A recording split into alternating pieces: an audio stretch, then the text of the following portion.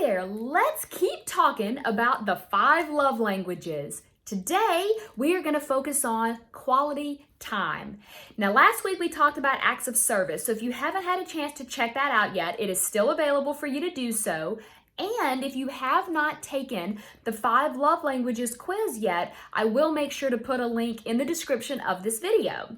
So when we think about quality time, the big key here is that I want you to imagine, is the time that I spend with my partner quality time, or is it simply a quantity of time that we are spending together? So an example of this would be, do we sit on the couch all night, play on our phones, never speak to one another, but we're right next to each other? That may not actually be quality time.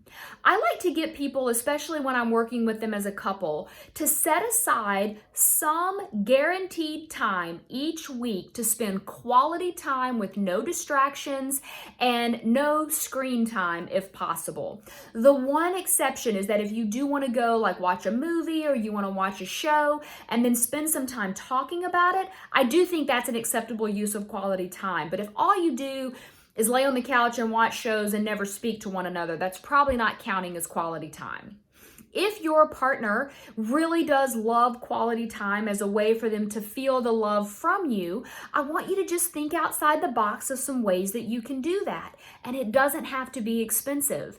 You could go for a walk in the park. The leaves are beautiful right now. You could go look at the leaves and just enjoy a nice, crisp fall walk through the park.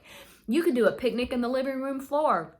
You could make a fire in your fireplace, or even a fire in a fire pit outside, and just sit there next to each other and spend some quality time interacting with each other. As I'm going to say time and time again with the 5 love languages, it doesn't have to be complicated and it doesn't have to be expensive. In addition to that, there may also be some overlap of quality time with other actions. So an example of this could be, maybe your partner really also enjoys having acts of service done for them, or maybe you enjoy doing acts of service and your partner enjoys quality time.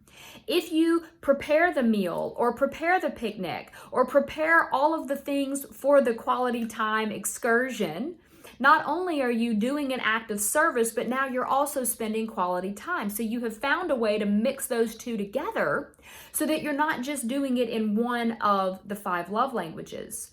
Quality time has a lot of overlaps with physical touch also, and it doesn't always have to be sexual. It could be quality time spent giving one another a massage, or quality time giving a back scratch, right? It's just this idea that you want to be asking yourself all the time, how are ways that I can give to my partner in a way that will make them feel loved and that feels authentic for me, and that will also allow us to sort of deepen the connection that we have with each other? So that's my challenge for you this week, is to dig into the quality time aspect of the 5 love languages and to really get clear on some ways that you can incorporate quality time into your relationship. And then I will be back next week with lots more on the 5 love languages.